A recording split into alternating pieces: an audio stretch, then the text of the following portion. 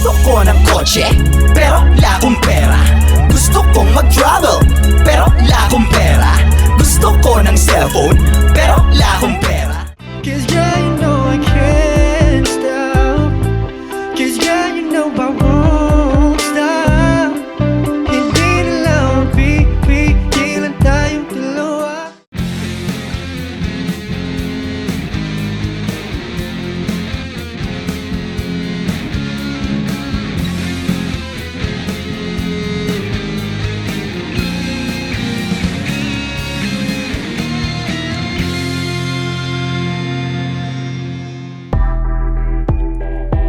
Yeah. Haha. Pio. Yeah. Listen.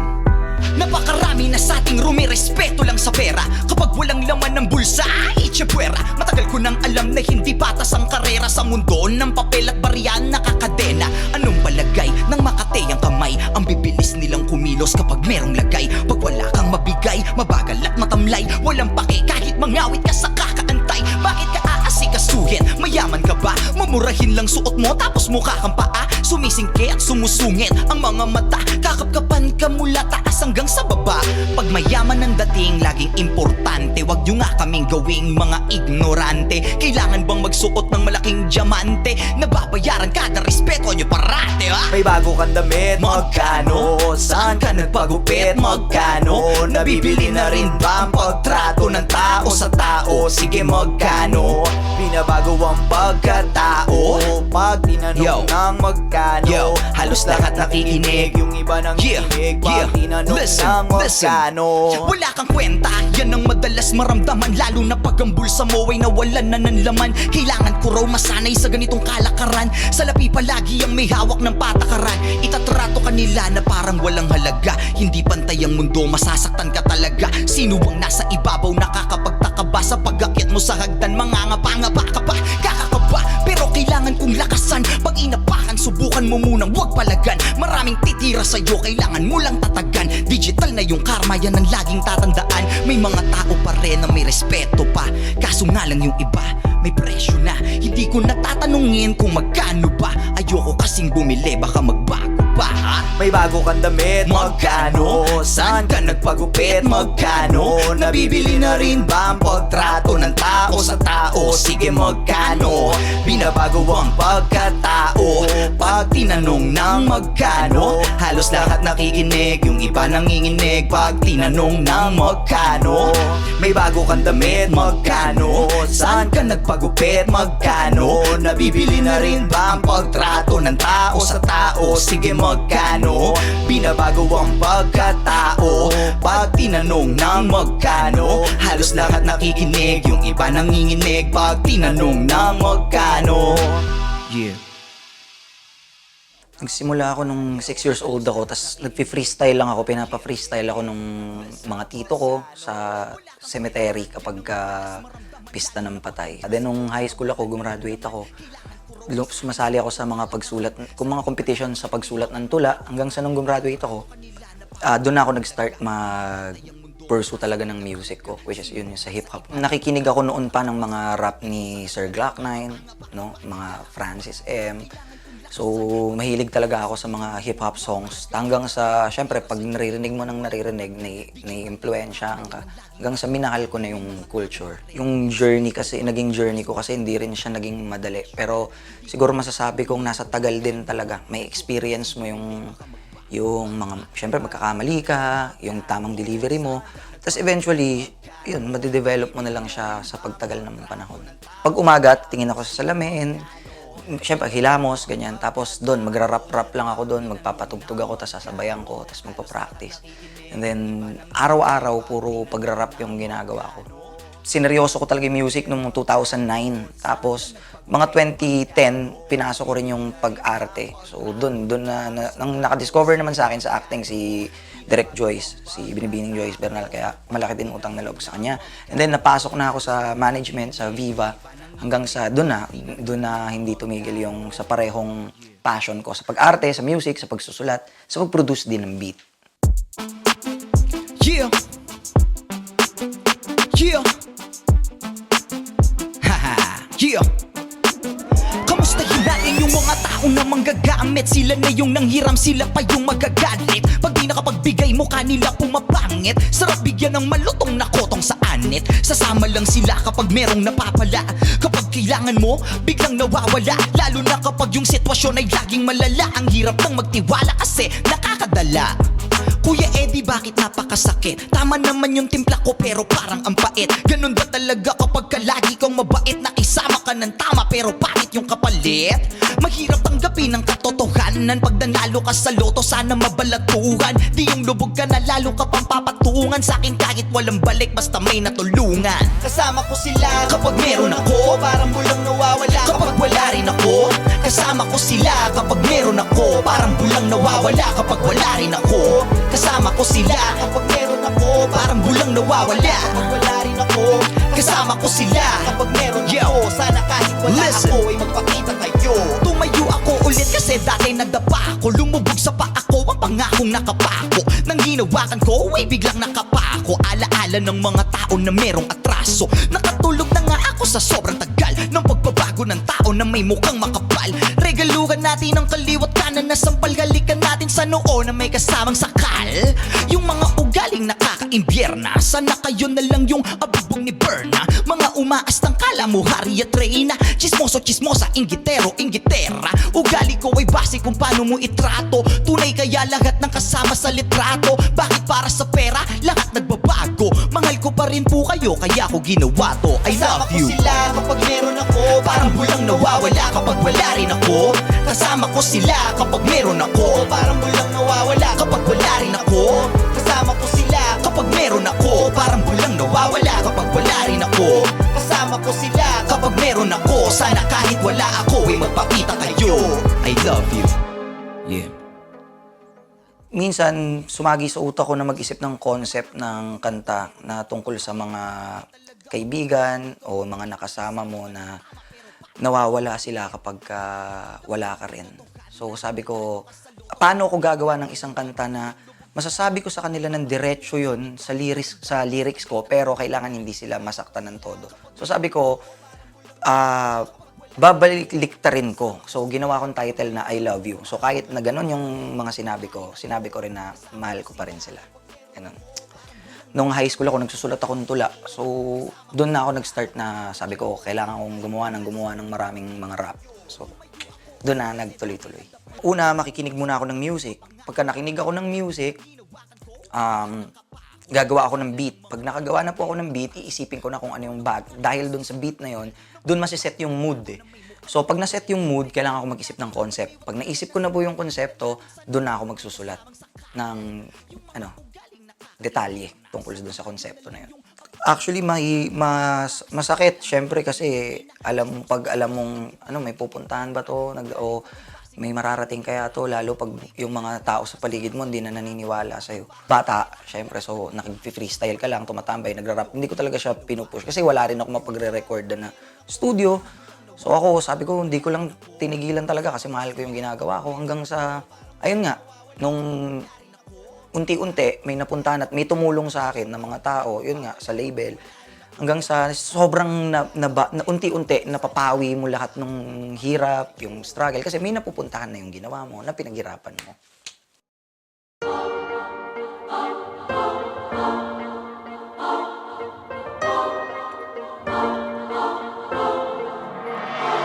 Kailangan mong maging matatag sa mga taong lalampasuhin ka lang sa lapag. Hindi naman pwede na laging wala kang palag. Hindi porket tahimik ka, papayag kang malaglag.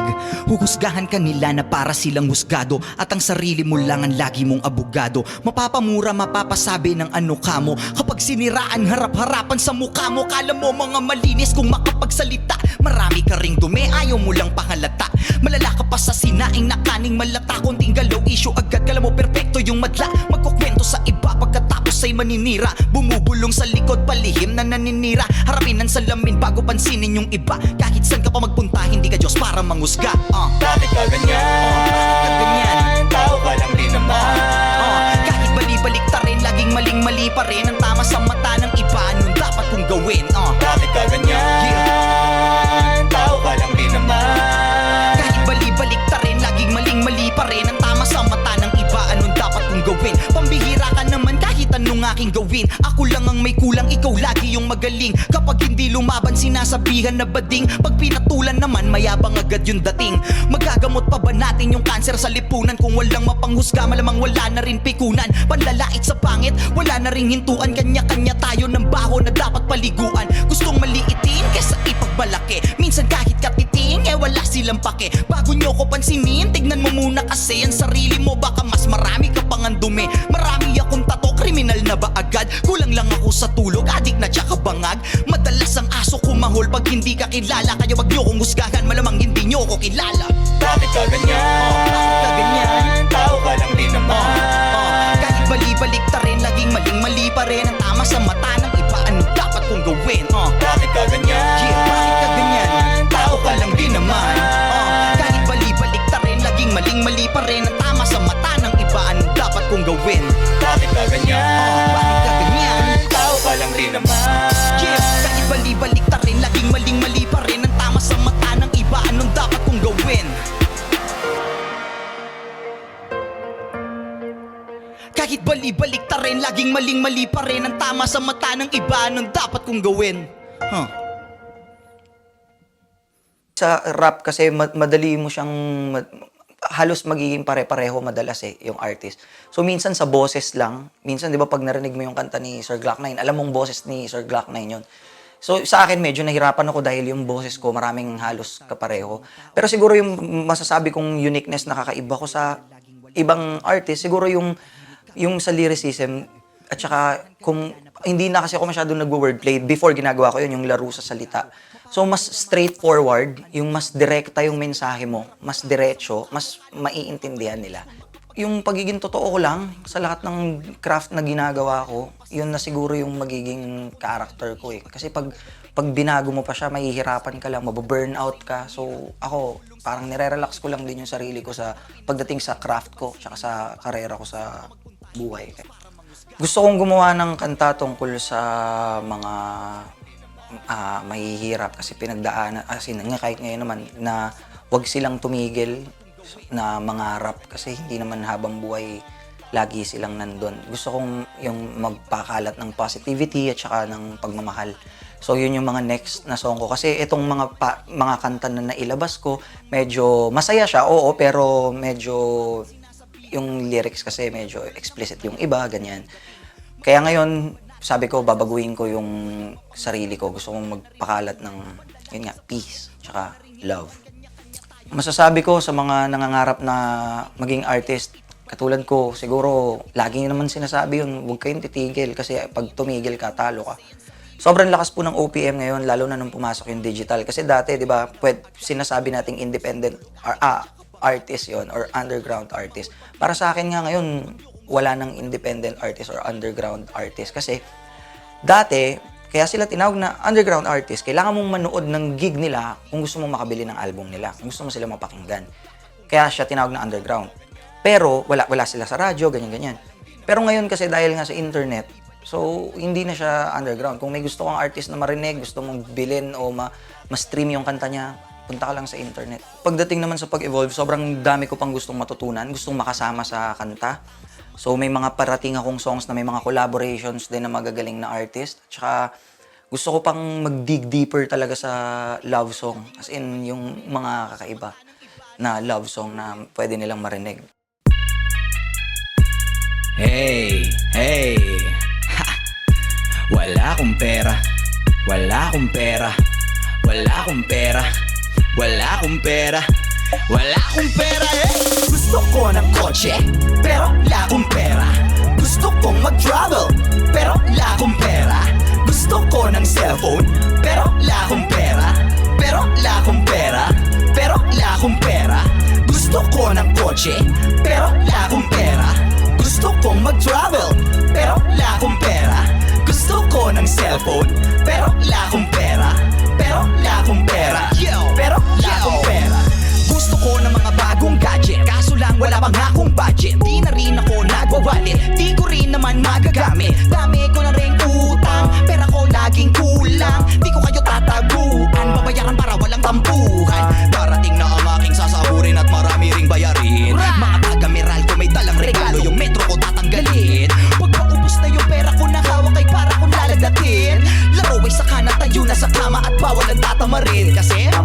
sa kuryente. Wala akong pera, bayaran ng tubig. Wala akong pera, pambayad sa renta.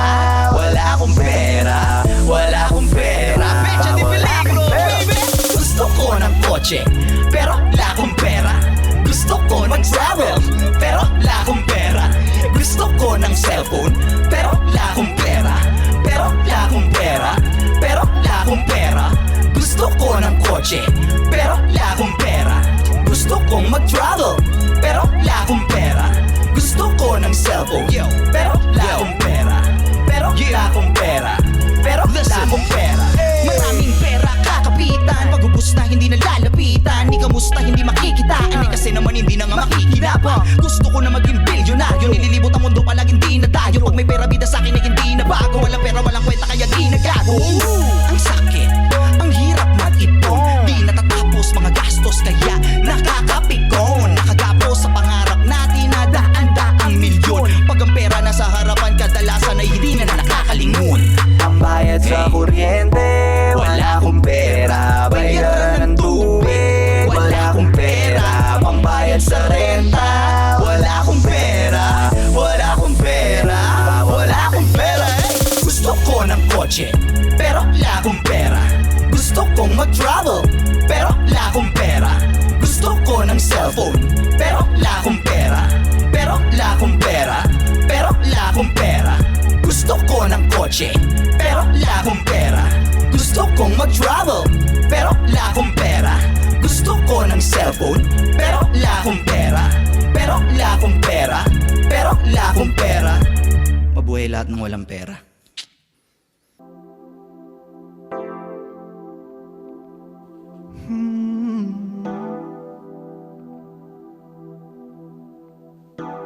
Na, na, na,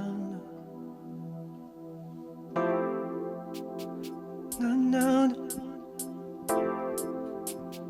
na, na, na, na.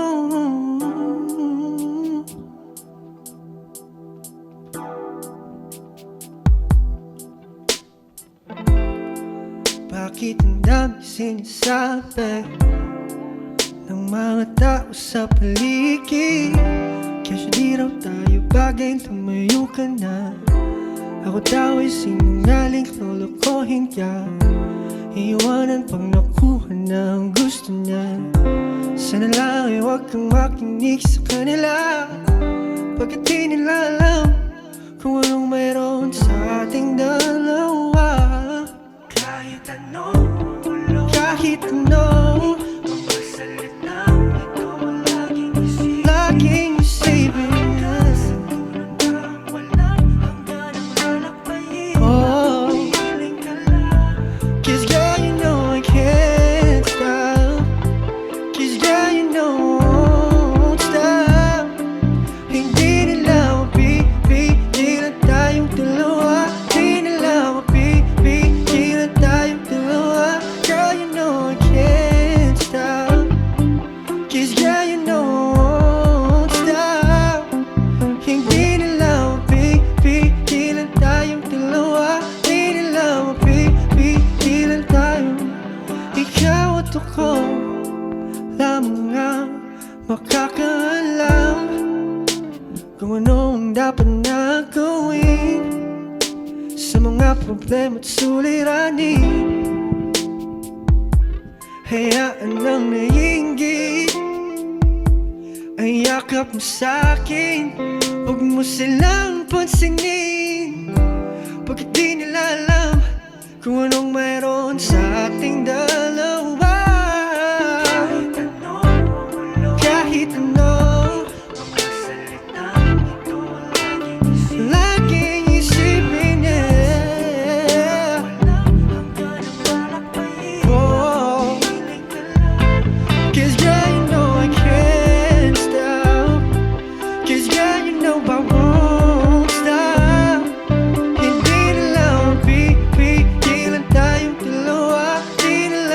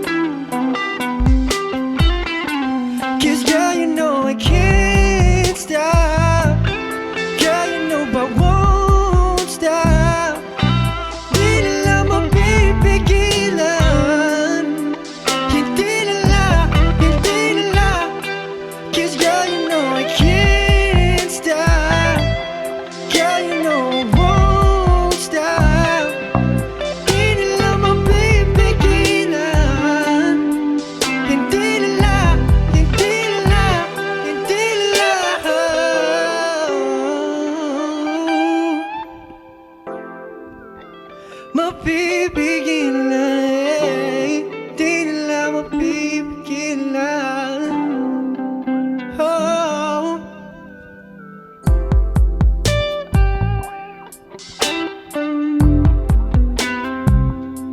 Kasi kahit na anong mangyari, cause girl, you know I can't stop, I won't stop. Girl, you know I can't stop, I won't stop. Di nila mapipigilan, hindi nila, hindi nila, hindi nila, no.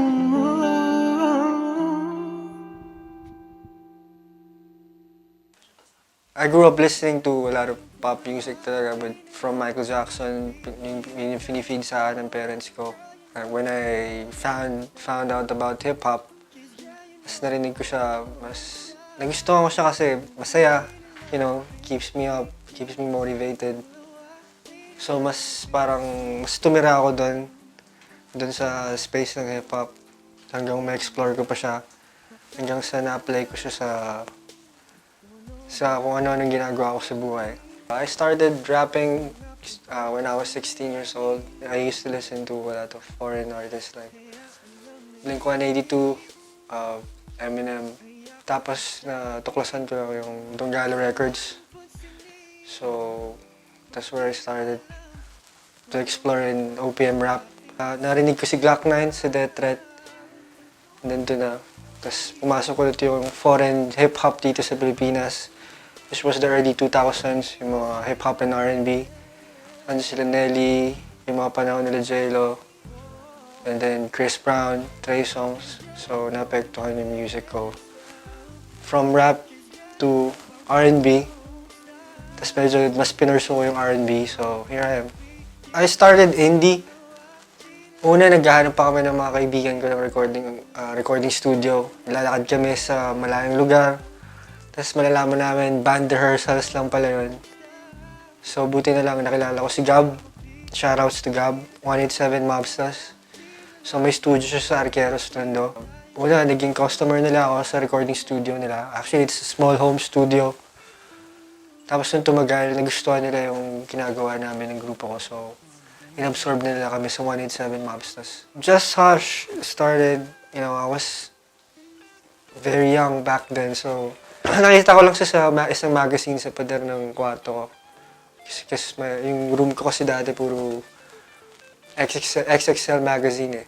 So, but then, nung tumagal, you know, I realized that it meant something to me, like, nung panahon na LL Cool J, yung Hush ni LL Cool J. Sabi ko na ngayon I can say na yun yung ibig sabihin ng pangalan ko. Wala akong specific branding or music style kasi lumaki ako sa bahay na kung ano-ano yung pinapakinggan namin dyan ng music. So nasanay ako na kahit ano pinapakinggan, mapababae, mapalalaki, mapa-rock, mapa-grunge, o kung ano pa man, kahit yung weird. So ina-explore ko talaga. Kahit Boy George na tape pinapakinggan ko dati. So ganun kalawak yung scope ng music ng pamilya namin. My very first experience performing in a stage was at Barangay Fiesta in Tondo, Manila with my brother and my best friend. So it was life-changing. It was embarrassing at the same time. Sobrang daming kakilala. But you know, naalala ko lang, we enjoyed, and after that, everybody knew us. So everybody was talking to us. So ayun, ever since that day, I never stopped, you know, chasing my dream as a performer.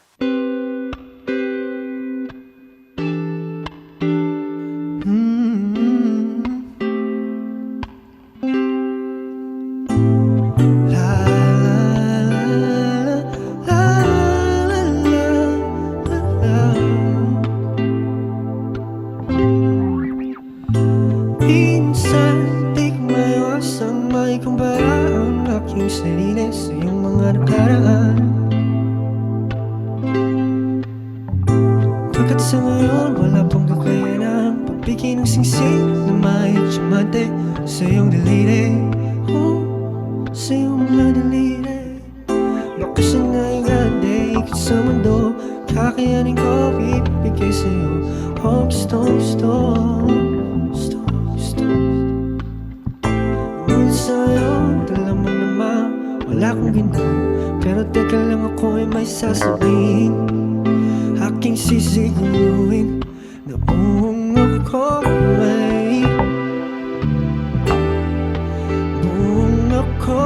ay para sa'yo. Pinapangako ko, hindi nagbibiro. Hindi ka lolokohin kahit may ibang pinto.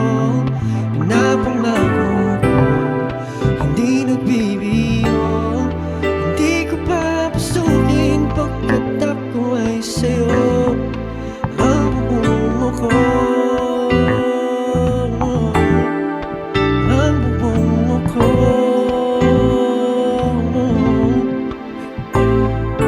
Huwag mo sanang ipakaila na meron kang darama sa akin. Kahit pa meron na makilala, matik na sa'kin na sila'y kay kaibigan. Matik na sa table ng hangganan, mayutak tayo iwas sa kasalanan. Buong ako ay para sa'yo. Pinapangako ko, hindi nagbibiro. Hindi ka lolokohin kahit may ibang pinto. Pinapangako ko, hindi nagbibiro. Hindi ko papasukin pagkat ako ay sa'yo. Ang buong ako, ang buong ako.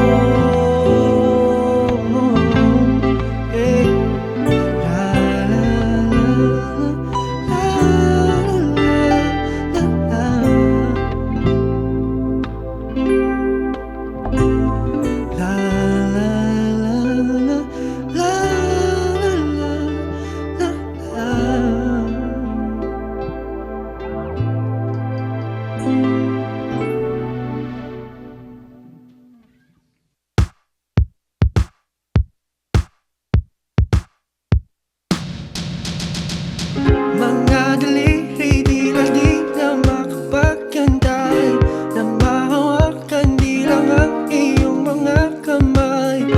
Kiisip kung paano kay mapapaon at ibigay ang gusto mo.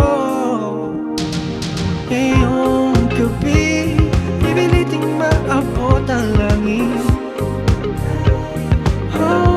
Sumabay ka na, iwanan na nag-isa. Pagkatapos ng paglalakbay, kaya ibigay mo na ang nararapat, nararapat para sa'kin. Gagawin ko na ang nararapat, nararapat kong gawin. Hindi mo sabi kung ano ang nararamdaman, baka kasi hindi lubos na maintindihan. Nag-iisip kung paano ika'y mapapaon at ibigay ang gusto ko. Ngayong gabi, pipiliting maabot ang langit. Sumakay ka na, iwanan na nag-isa. Pagkatapos ng paglalakbay, kaya ibigay mo na ang nararapat, nararapat para sa'kin. Gagawin ko na ang nararapat, nararapat kong bigin. Kay tagal lang hinihintay, sana ibigay mo na ng nilis yung ganda.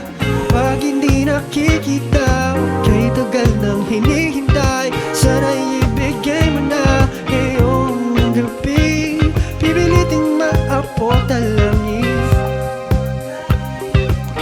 Buhay na, iwanan na nag-isa. Pagkatapos ng paglalakbay, kaya ibigay mo na ang nararapat, oh, nararapat para sa'kin. Gagawin ko na ang nararapat, oh, nararapat kong gawin.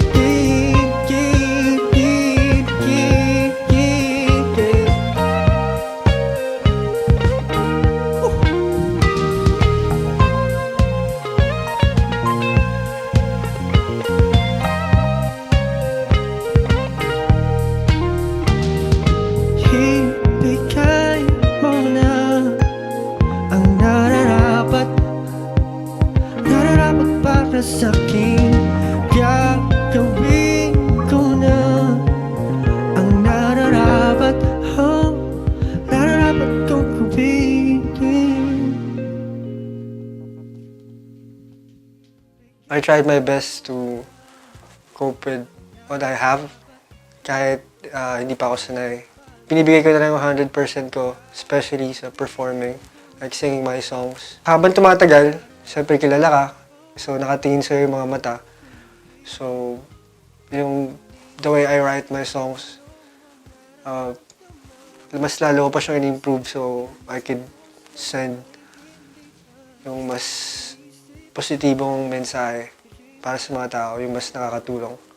So I'm still on the process of improving my songwriting. Iba-iba yung process ng grupo ko sa paggawa ng kanta. Like, with Dirty Room, with Pino G, Third Floor, like set. Minsan nauuna yung beat, minsan nauuna yung lyrics. So, minsan nagisimula ako sa isang word lang na nagpop up sa isip ko. So, every time I'm inspired, I try to write a song. My most unforgettable collaboration is with Third Flow, which was actually marami kaming kanta, pero the most infectious was Ikaw Na Talaga, kasi we were famous locally. So doon kami na-practice mag-perform and napunta kami sa iba't ibang lugar sa Pilipinas na naapektuhan ng music na yun. Ngayon may nakikipag-collab na sa akin na iba't ibang artists. Siyempre, I'm flattered na mas marami nang may gustong mga collab sa'yo, lalo na yung mga kilalang artists. There's UDD, one of my influences pagdating sa songwriting and their sound. Also their sound. Isa sa mga artists na nilook forward ko na makolab ulit, actually. There's one collab that I'm looking forward to kay Nadine Lustre. I'm looking forward sa mga collab ko pa na kilalang artist na nililook up ng mga tao. So, walang OPM talaga ngayon, maraming artist. So, I try my best to keep up with them by, researching, like listening to different songs na nakalabas ngayon. As much as possible, I engage in music making. Gumagawa ako ng beat like every other day. And try to write music. Try to balance everything out. Yeah, that's what I learned in this industry.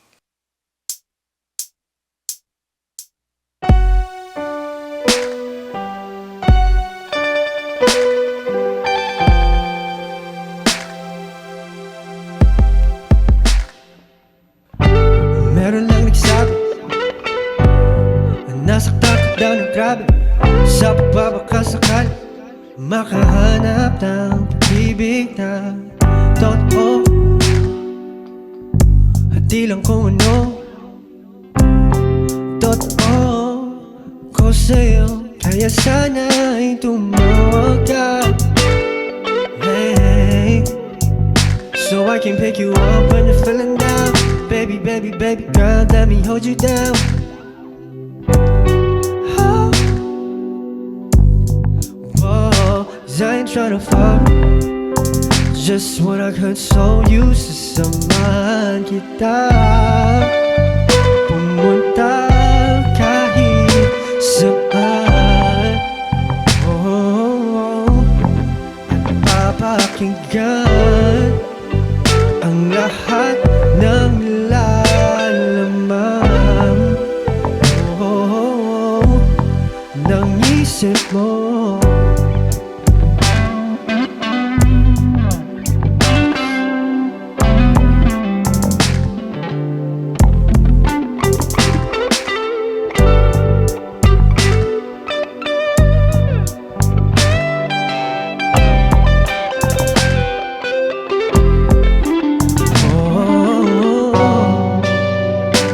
Hayaan mo na niling kita sa karagatan, at ang simoy ng hangin ika'y matulungan na malimutan ang kalungkutan na dula ng kahapon. Samahan kita pumunta kahit saan, at papakinggan ang lahat ng nilalaman ng isip. Wag nang wag mong hayang mapabayaan mo ang sarili at mag-iba dahil sa pag-ibig na di totoo.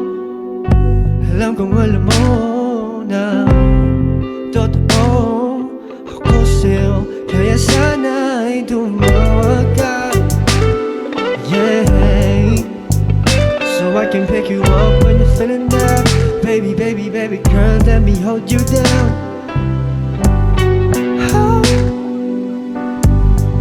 Oh, 'cause I ain't tryna just wanna console you. Samahan kita